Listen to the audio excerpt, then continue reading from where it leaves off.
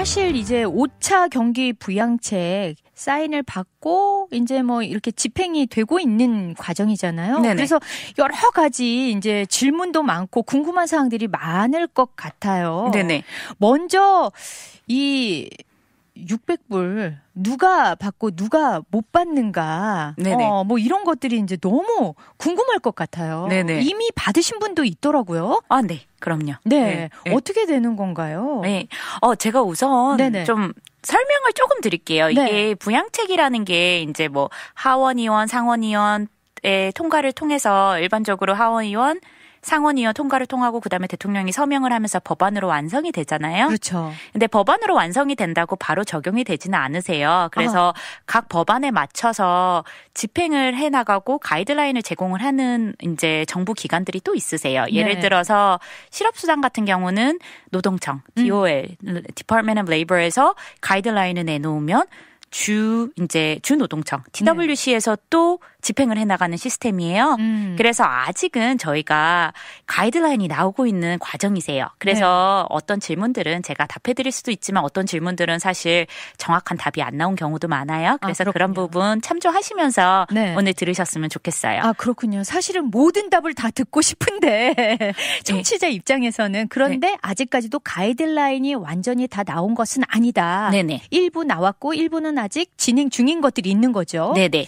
네, 그렇다면은 제가 아까 처음으로 드렸던 질문, 네네. 600불 누가 받고 누가 못 받나, 요거에 대한 가이드라인은 나왔나요? 예, 지금 같은 경우는 이거는 간단하게 소득 기준이세요. 네. 예, 그래서 대부분 개인 소득이 7만 5천 불, 그리고 부부 소득은 조인트 파일링 하실 경우 15만 불 이하이시면 네.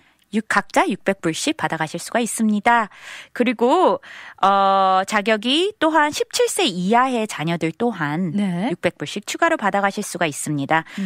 물론 어느 정도 뭐 소득 기준, 뭐 citizenship status, 그러니까 시민권자 여부, 그리고 또한 tax status, 자녀 나이 등에 따라서 적격 여부가 또한 변경이 됩니다. 네.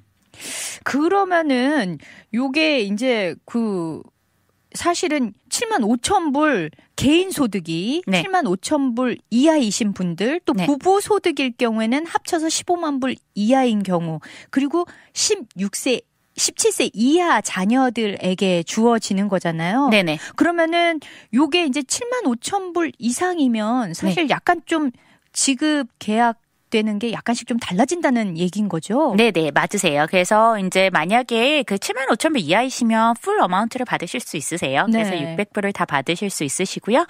대신에 이제 7만 5천 불 이상이실 때는 소득이 100불씩 올라갈 때 500불씩 600불에서 감소된다고 생각을 하시면 됩니다. 아, 그렇군요. 그래서 제가 만약 7만 5천 100불을 번다면 600불에서 5불이 이제 제외돼서 595불 받아가신다고 생각을 하시면 되세요. 아, 그렇군요. 네. 또 요거를 또 잘 아시고, 나 다 받아야 되는데 왜 못 받았지? 이러는 또 오해가 없도록. 네네. 네. 그렇다면은 이제 2019년 세금 보고 기준으로 소득이 많아서 이렇게 제외됐었는데 사실 그런 분들도 있었을 거 아니에요. 그런데 2020년에 소득이 감소하신 분들이 엄청 많으실 거란 말이죠. 네네. 이런 분들은 어떻게 되는 건가요? 네. 그런 분들도 받으실 수 있습니다. 네. 근데 사실 조금 속도가 느려지실 거예요. 지금 말씀하신 대로 어떤 분들은 벌써 받으셨어요. 그러시잖아요. 네. 왜냐하면 정부가 일률적으로 2019년 소득 기준을 적용해가지고 금액을 금액 지불을 이미 시작을 했기 때문이세요. 네네. 근데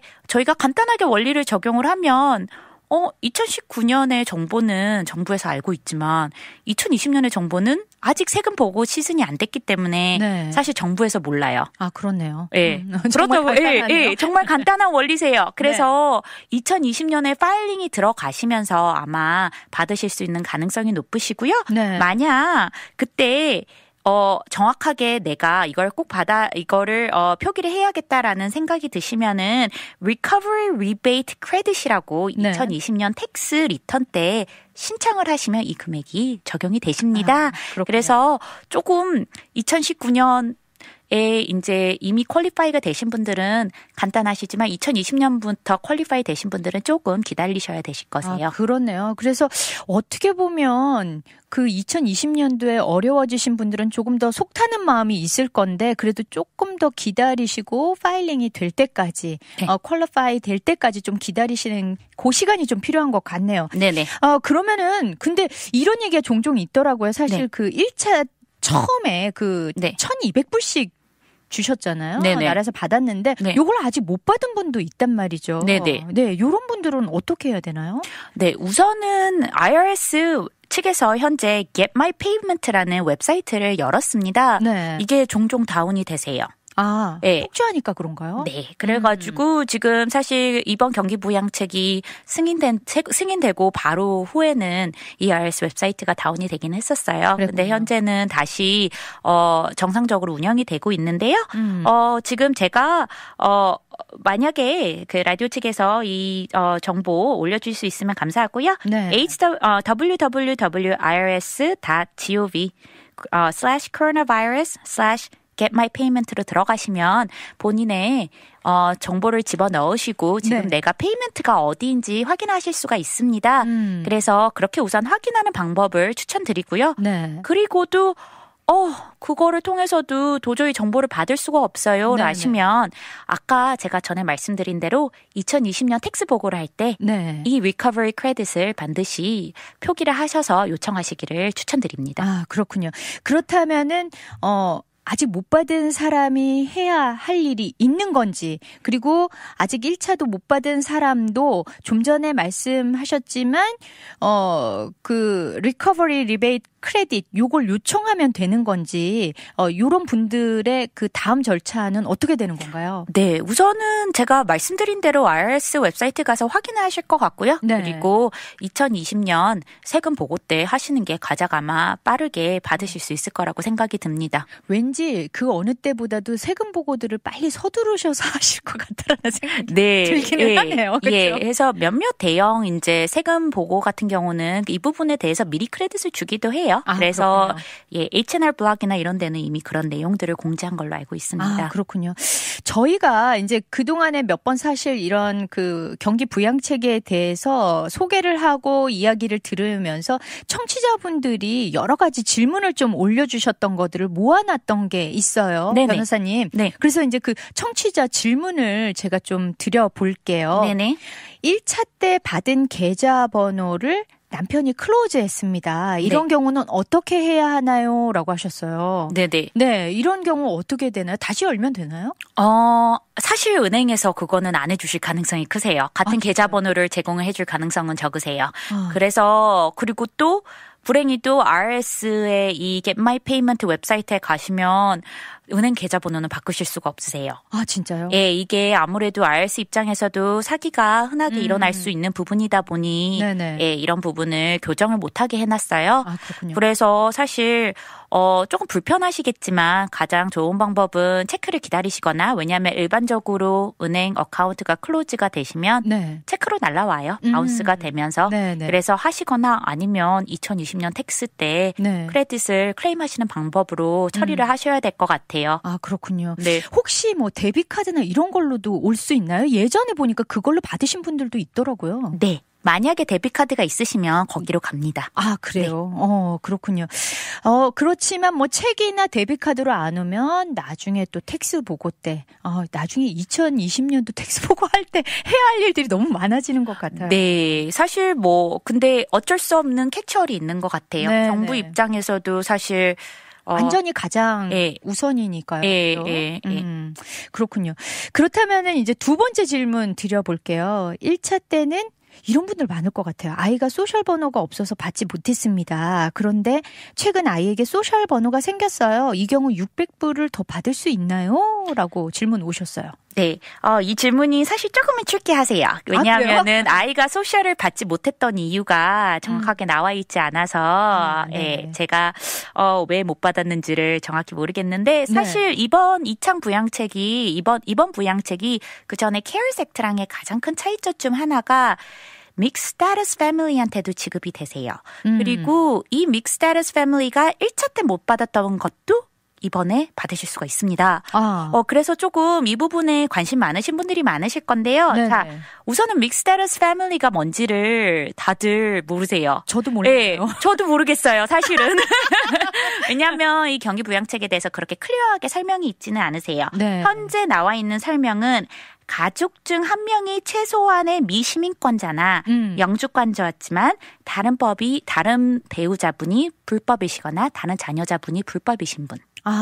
그렇지만 소셜 시큐리티가 있으신 분들이세요. 네. 자, 그래서 저희가 소위 많이 생각하는 다카 분들이 사실 여기에 많이 포함이 되실 것 같고요. 그러네요. 예, 드림 액트 때 그분들 많이 포함이 되셨을 것 같고요. 그리고 내가 장기 체류를 불법 체류가 유지가 됐는데 이번에 배우자를 통해서 영주권을 신청하시면서 소셜 시큐리티를 받으신 분들, 영주권을 받지는 않았지만 그 과정에 있으신 분들 또한 포함이 되실 것 같아요. 그렇군요. 제가 말씀드린 것처럼 이번 부양책 금액 아니고요. 저번 부양책 금액까지 두 개 다 받으실 수가 있습니다. 그래서 이런 분들은 조금 이번에 혜택이 많이 좋으세요. 그러네요. 예, 이 내용이 아직 믹스드 패밀리 스테이터스에 대해서 정확한 데피니션이 많이 공개가 되지가 않아가지고 저도 조금 조언이 드리기는 힘들어요. 근데 지금까지 나온 정보는 최소한 가족 중 한 명이 최소한 미시민권자나 영주권이 있고 다른 분이 불법이지만 소셜 시큐리티 넘버가 있으신 분이셔야 됩니다. 그러면은 소셜 시큐리티 넘버가 없는 분은 혜택이 안 된다는 얘기인가요?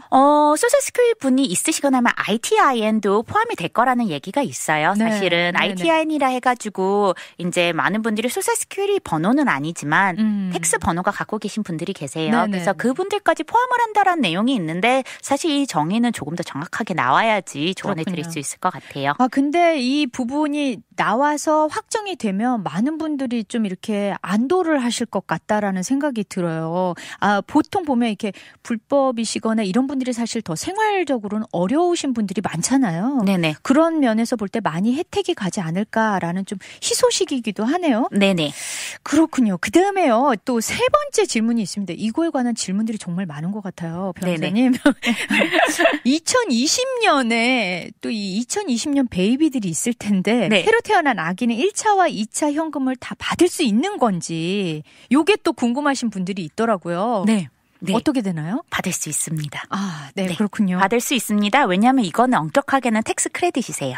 진짜요? 네. 그래서 제가 지금 계속 2020년 텍스 파일링 하실 때 크레딧에 클레임을 하세요라고 얘기를 하시잖아요. 네네. 본인의 스테이터스가 2019년에서 2020년에 변경이 된 겁니다. 네. 아예 부양 가족이 늘어나셨어요. 그러네요. 근데 아까 말씀드린 것처럼 또 정부는 몰라요. 그렇죠. 2020년 이후니까. 네. 그래서 이거 같은 경우는 아마도 텍스 크레딧에서 통해서 받으셔야 될 가능성이 크세요. 그렇군요. 그리고 아까 제가 조금 말씀 안 드리신 부분이 있는데 반대 경우가 있으세요. 아까 말씀해 주신 질문 중 하나가 2019년 세금 보고 기준으로 소득이 많아 제외가 됐는데 2020년에 소득이 감소되면 받을 수 있나요? 였잖아요. 네네. 반대도 있을 수 있어요. 맞아요. 2019년에는 됐는데 2020년에 안 되시는 분도 있으세요. 갑자기 그러니까 수입이 늘어날 경우에. 오히려 그러신 분도 있을 수도 있어요. 그러네요. 받으세요. 진짜요? 늘어도요? 2019년에 받으셨던 분은 받으실 수가 있으십니다. 2019년 기준이시고요. 2020년 크레딧에도 클레임이 가능하십니다. 그래서 반대 경우도 적용이 된다고 말씀드립니다. 그러니까 가만 보니까 변호사님 이 경기 5차 부양책이 보니까 굉장히 많이 좀 확대가 되고 많은 사람들에게 혜택이 갈 수 있게끔 좀 넓어진 것 같아요. 맞나요? 네. 포괄적으로 좀 더 집행이 됐다고 생각을 하시면 되세요. 그래서 그렇군요. 좀 구석구석 그 전에 신경을 못 쓰던 부분에서 많이 경기 부양책이 개선이 됐다고 평가가 있습니다. 그렇군요. 저희 그러면 잠시 쉬어가는 시간 갖고요. 계속해서 또 이야기 나눠보도록 하겠습니다.